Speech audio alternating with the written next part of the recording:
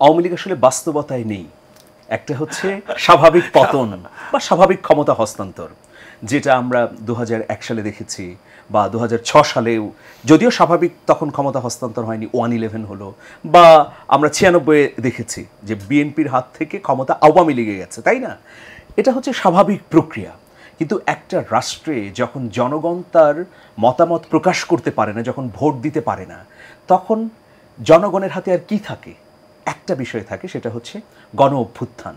মানে সেই জন্য পৃথিবীতে বলা হয় যে সবচেয়ে বড় রায় হচ্ছে গণ অভ্যুত্থানের রায়।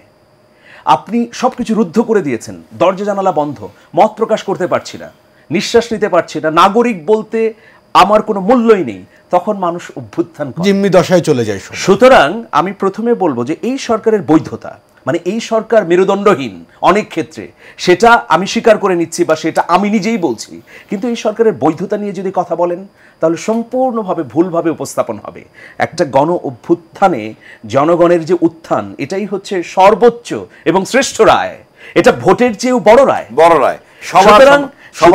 সবার অংশগ্রহণ। একটা রেজিমকে পুরোপুরি উৎখাত করে দিয়ে জনগণ তার অভিপ্রায়ে নতুন একটা বাংলাদেশ দেখতে চেয়েছে এবং জনগণ ক্ষমতায় বসিয়েছে এই সরকারকে। জনগণ কেন বলছি, যে যখন এই যে 8ই আগস্ট যখন এই সরকারটি শপথ নিল, তখন এই গণ অভ্যুত্থানের উপর দাঁড়িয়েই তো ম্যান্ডেট পেয়েছে, তাই না? নিশ্চয়ই। তাদেরকে কারা ক্ষমতা এনেছে?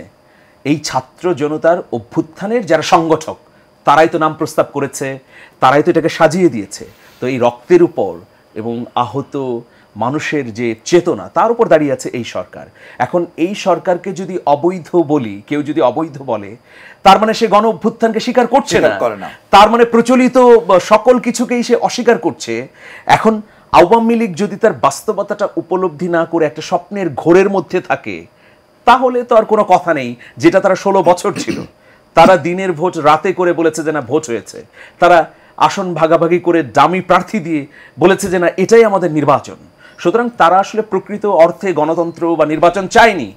এখন এই পরিবর্তিত পরিস্থিতিতে তারা কি বলছে, যে এই নির্বাচনটি আওয়ামী লীগের অংশগ্রহণ ছাড়া আমরা করতে দেব না। তো যে আওয়ামী লীগ 16 বছর আসলে প্রকৃত নির্বাচন চায়নি, গণতন্ত্রের পথে হাঁটেনি, সেই আওয়ামী লীগের উপর এখন যদি নির্বাচন জোর করে চাপিয়ে দেওয়া হয়, সেটা কি ন্যায্য হবে? অবশ্যই হবে না।